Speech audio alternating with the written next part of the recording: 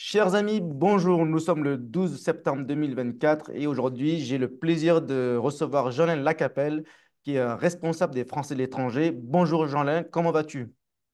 Très bien, Marc. Bonjour et bonne rentrée. Voilà, donc merci d'accepter cet échange pour nous parler de la rentrée. Mais ma question est très simple. Est-ce que tu peux nous dire quelle est la situation du RN après cette rentrée? Comment s'est passée la rentrée? J'ai vu qu'il s'est passé quelque chose. Il y a eu une rentrée le 6 septembre. Comment ça s'est déroulé? Est-ce que tu peux nous faire un débrief et quel est l'avenir, et notamment pour les Français étrangers?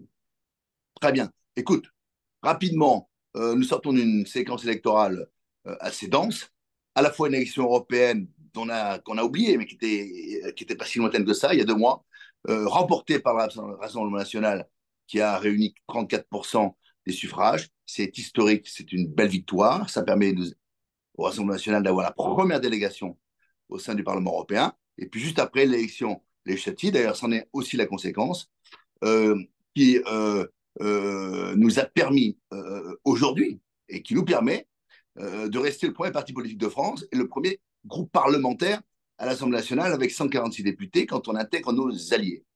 On n'a pas accédé à cette victoire que nous attendions, qui nous aurait permis d'accéder à Matignon et de gouverner le pays si nous avions eu 289 députés.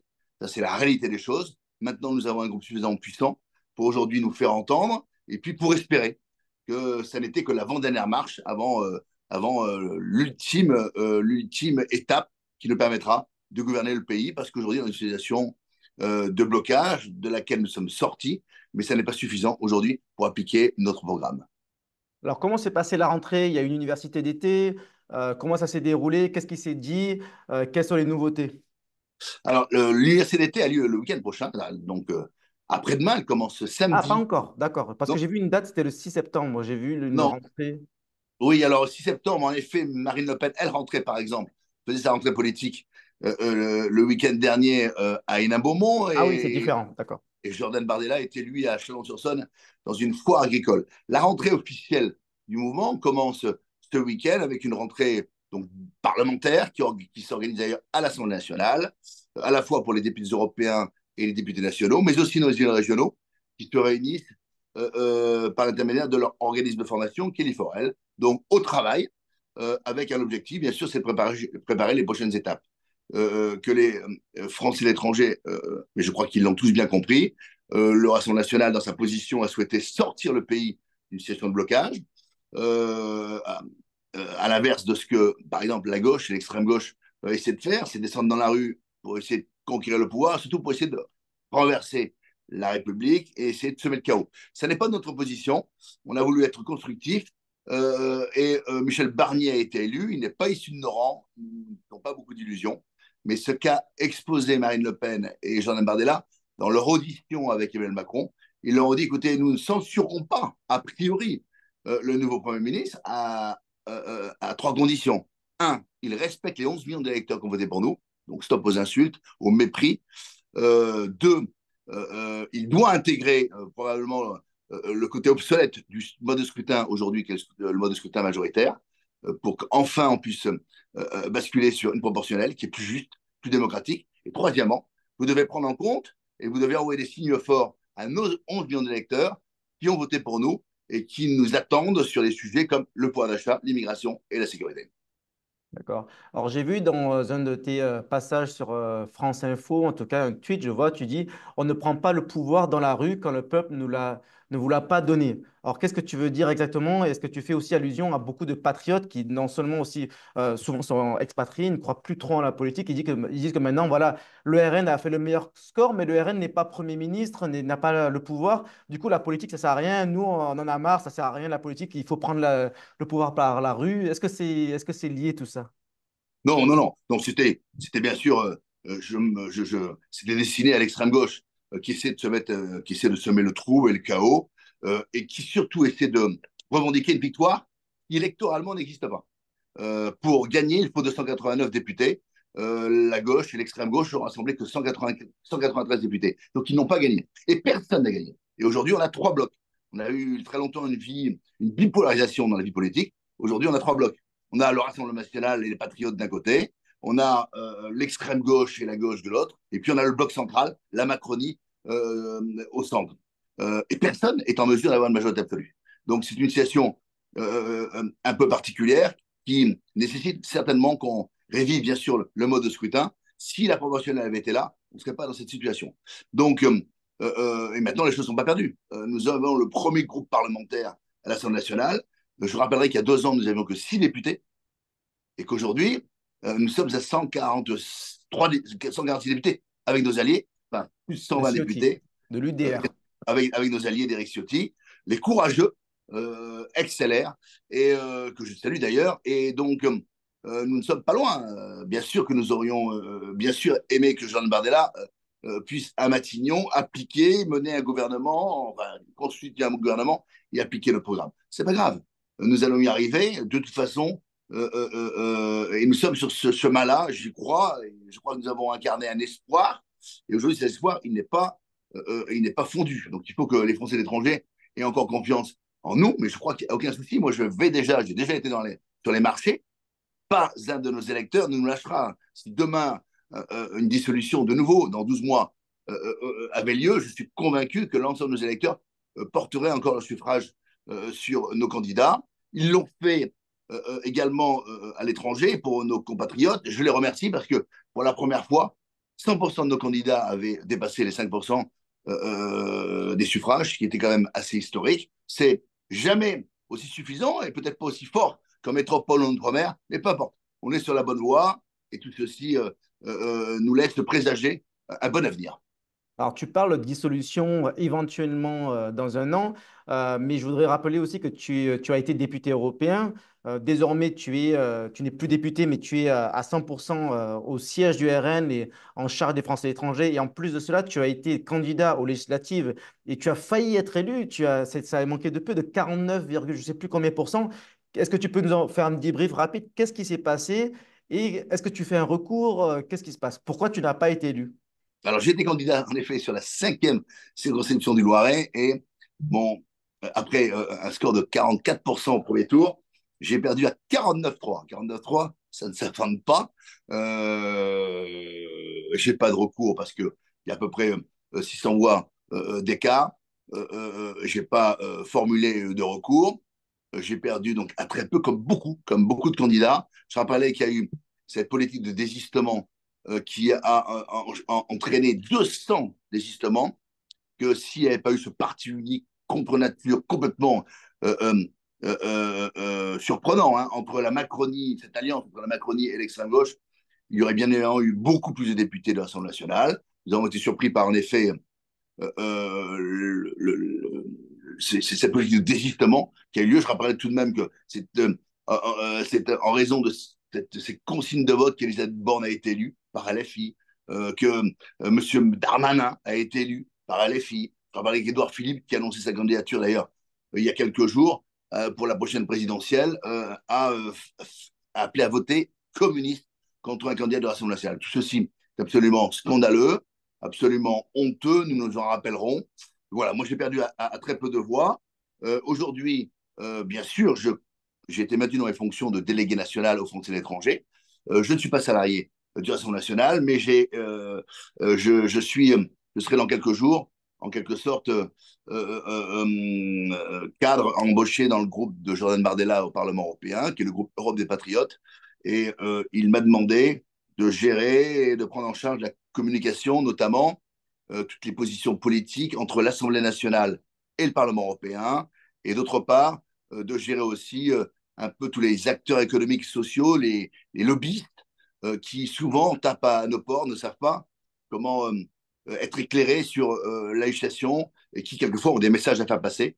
Eh bien, essayer de gérer un petit peu tous ces acteurs-là, essayer de les ventiler et de les connecter avec nos parlementaires, à la fois au Parlement européen, à la fois à l'Assemblée nationale. Donc, un Alors, poste de coordination entre les deux assemblées et je suis impatient de commencer cette fonction qui devrait prendre effet courant octobre. d'accord. Alors, au sujet de la Fédération des Français étrangers, quel est le programme? Quels sont les prochains objectifs? Qu'est-ce que vous allez faire? Il y a de l'animation, il y a le développement des fédérations. Vous recherchez quoi? Vous recherchez des responsables? Vous recherchez... Qu'est-ce qui se passe? Alors, concernant les Français étrangers, bien sûr, nous serons très vigilants dans le cadre de la construction du budget dans quelques semaines, puisque vous savez qu'à partir du 1er octobre, le débat autour du budget se fera à l'Assemblée nationale. Donc, on aura un œil vigilant bien sûr, autour de ce point-là. D'autre part, en termes d'équipe sur les Français étrangers, donc, par exemple, demain soir, vendredi, un petit peu en préambule de cette rentrée parlementaire, j'organise une réunion de travail le soir avec nos responsables de circonscription, ceux qui pourront être là. Nous serons 8, par exemple. Au présent, je rappelle qu'il y a 11 circonscriptions aujourd'hui législative. qui composent les Français de l'étranger.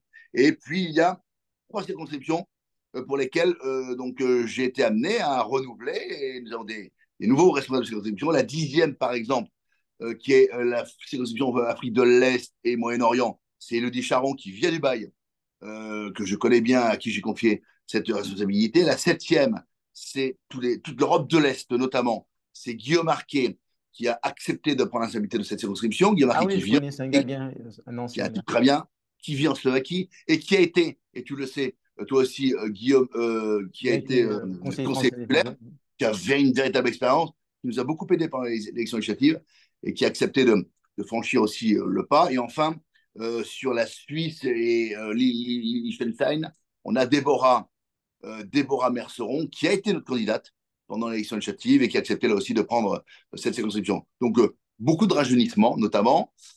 Et puis, notre prochain numéro, La Voix du Grand Large, qui est notre bimestriel, qui nous permet d'être le lien un peu de communication entre les Français d'étranger et le siège de l'Assemblée nationale. Ce prochain numéro devrait sortir début octobre et nous aurons donc plein Mais d'informations là, à communiquer. tu es en train de parler des candidats, pas des responsables des circonscriptions, c'est bien ça? Ces trois-là que je viens de te citer, Guillaume pour l'Europe de l'Est, donc Elodie pour l'Afrique de l'Est et le Moyen-Orient, et Déborah pour la Suisse, sont bien responsables de ces conceptions. Ah, d'accord. Ah, il y a peut-être, parce que j'ai reçu la lettre de FDE 11 et je vois, par exemple, la sixième, la suite, je vois André Lucien Lamotte. Oui, c'était la semaine dernière. Ah, d'accord, ça a changé récemment. D'accord, Ça a très bien. changé. Écoute, À tout mettre ça, à jour. alors je vais D'accord, te très dire bien. sincèrement, là, tu as l'information en primeur, car je l'ai annoncé ce matin sur la Ah, boucle WhatsApp de tous mes responsables de circonscription. J'ai d'abord remercié notamment André, qui s'occupait de la Suisse, pour le travail qu'ils avaient fourni, et j'ai annoncé quel était le nom de leur successeur. Donc, l'information que je te donne est une avant-première. voilà, en avant-première, super, ben, c'est parfait. Et en Afrique, dans la neuvième et dixième circo, vous avez un responsable chacun, parce que là, je vois Yves Duigou pour la 9 Yves, et Yves- 10, c'est le même. Là, alors, maintenant, Yves, alors, Yves, voilà, c'est pareil, l'information, là aussi, donc maintenant modifiée. Yves garde la circonscription de l'Afrique de l'Ouest, et c'est Elodie Charon qui vient du bail et d'accord. qui récupère Europe de l'Est et Moyen-Orient. D'accord, très bien. Alors, bon, au niveau des Français étrangers, est-ce qu'il y a un programme spécifique au RN? Et qu'est-ce que tu peux dire aux Français étrangers qui ont certaines réticences? Je vais te dire, bon, par exemple, on en a déjà parlé, certains Français étrangers disent ils aiment bien Éric Ciotti, ils aiment bien Marion Maréchal, par exemple, mais ils trouvent que le programme du RN est un peu trop à gauche. Il y a certaines critiques qui ont eu lieu pendant la campagne législative qui disaient que peut-être que le RN est contre la double nationalité. Tu sais il y a eu des rumeurs, il y a eu des petites... on en a parlé. Donc, qu'est-ce que tu peux dire pour rassurer les Français étrangers qui hésitent à rejoindre le RN parce qu'ils trouvent que c'est trop gauchiste ou que ça pourrait aller à l'encontre des intérêts des Français étrangers. Je pense en effet, peut-être qu'on communique mal.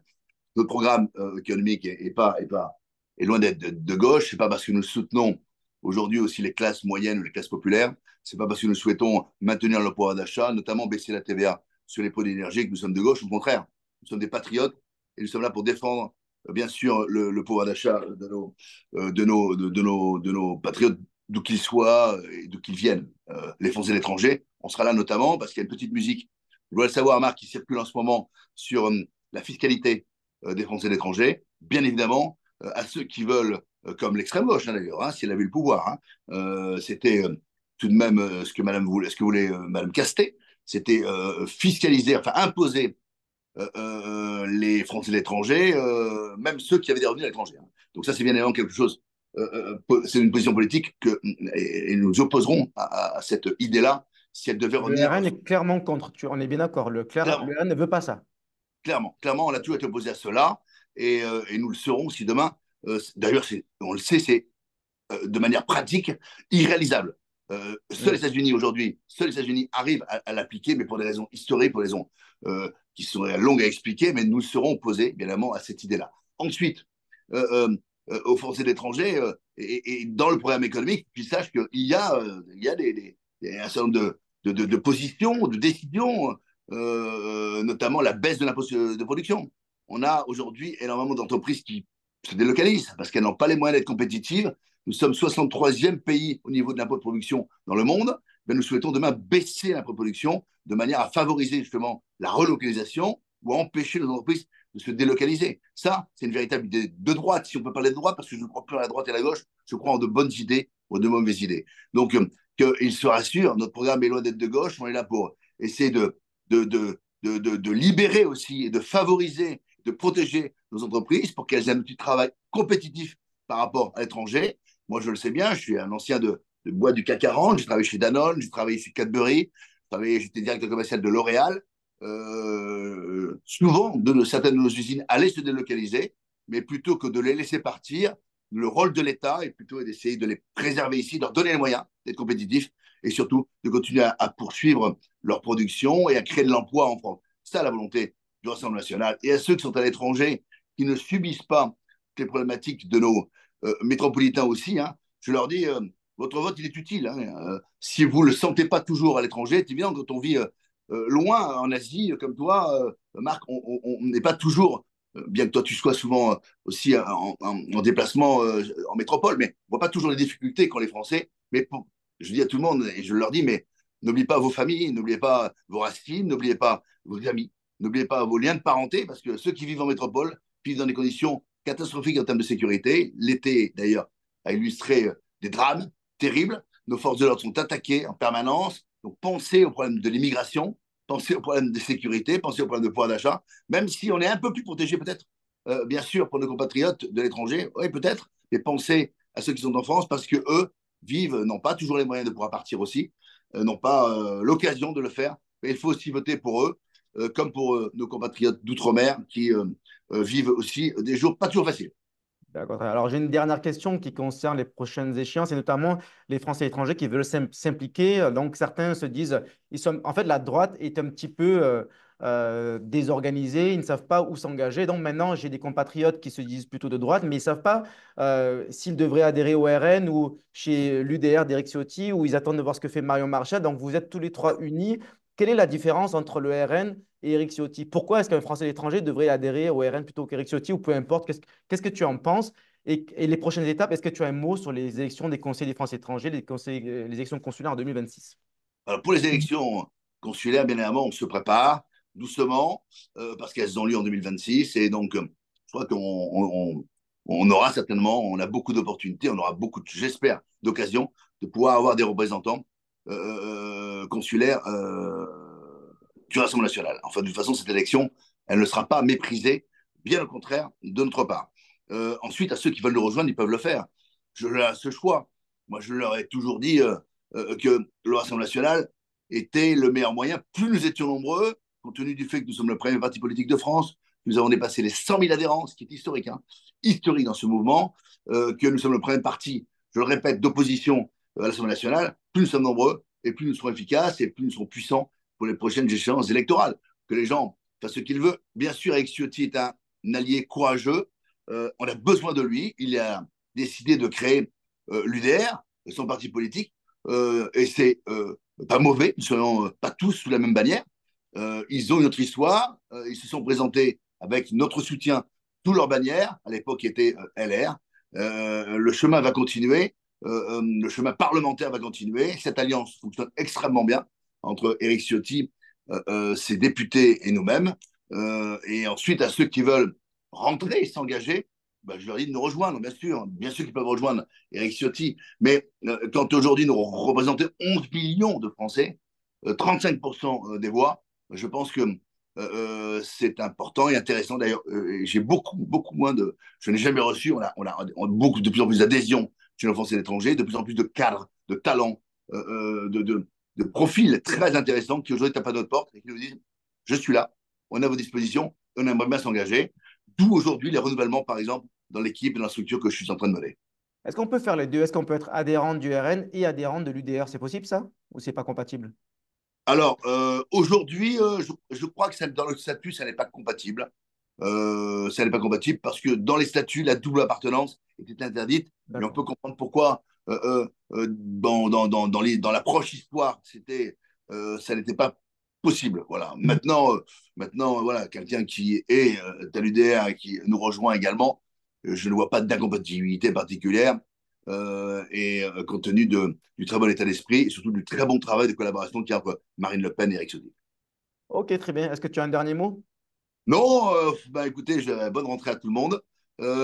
Et puis à ceux qui de temps en temps viennent à Paris, qui veulent rentrer en contact avec nous, alors ils pourront le faire à travers notre voie du grand large, comme je le disais, mais qui n'hésitent pas à rentrer en contact avec nous. Moi, je me ferai un grand plaisir de pouvoir boire un café avec eux pour leur parler un petit peu et pour les rencontrer.